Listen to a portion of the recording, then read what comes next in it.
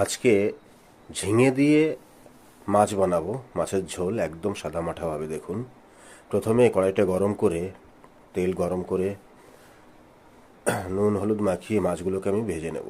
আমি আজকে আমেরিকান রুই নিয়েছি বন্ধুরা। আমি একদম সাদামাটাভাবে আজকে ঝিঙের ঝোল বানাবো, ঝিঙে আলু দিয়ে মাছ। আপনারা এইভাবে একবার সাদামাটাভাবে বানাবেন, ভীষণই টেস্টি হয়। আমি মাছগুলোকে উলটপালট করে সবগুলোকে ভেজে নিয়ে তুলে নেব।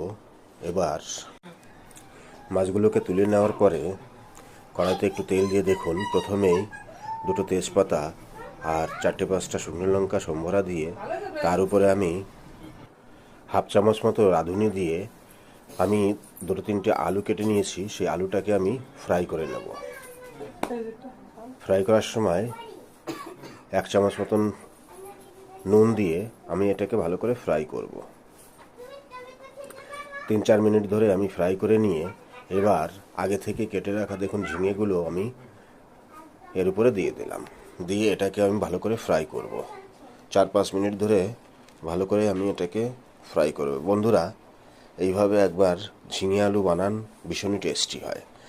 আর দেখুন 1 চামচ মতন হলুদ গুঁড়ো দিয়ে আমি এটাকে ভালো করে ফ্রাই করে নিচ্ছি।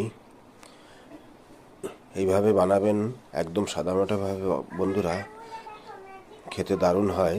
আমি আজকে কোনো মশলা ইউজ করব না। আলু আর ঝিঙেটা ভাজার সময় দেখুন 4-5টা কাঁচা লঙ্কা আমি চিরা লাগিয়ে দিয়ে দিলাম। দিয়ে একটু ভেজে নিয়ে একবার পরিমাণ মতন জল দিয়ে এটাকে ঢেকে দেবো আমি 10 মিনিটের জন্য। 10 মিনিট পরে দেখুন বন্ধুরা, আমি চলে এলাম। ঝোলে জাল উঠে গেছে। এবার আমি এর উপরে মাছগুলোকে ছেড়ে দেবো। মাছগুলোকে দিয়ে এটাকে নাড়িয়ে চাড়িয়ে আমি আবার এটাকে 5-7 মিনিটের জন্য আমি ঢেকে দেব, এটাকে সফট হওয়ার জন্য। বন্ধুরা, এইভাবে আপনারা একবার অবশ্যই বানাবেন। আর আমার চ্যানেলটি যদি ভিডিওটি যদি ভালো লাগে, আপনারা লাইক করবেন, শেয়ার করবেন এবং আমার চ্যানেলটি সাবস্ক্রাইব করে দেবেন। দেখুন 4-5 মিনিট আমি জ্বালিয়ে নিয়ে আমি তরকারিটাকে তুলে নিলাম।